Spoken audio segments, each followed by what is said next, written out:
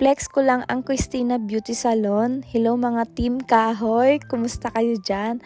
So, isa ka na din ba sa mga natanggalan ng ingrown ni ate? Grabe, sobrang satisfying talaga. At for the first time nga, hindi man lang nasugatan ang big toes ko nung tinanggalan nila ng ingrown. Grabe, ang galing talaga ni ate. Makikita nyo din siya kung paano siya magtanggal ng ingrown ko.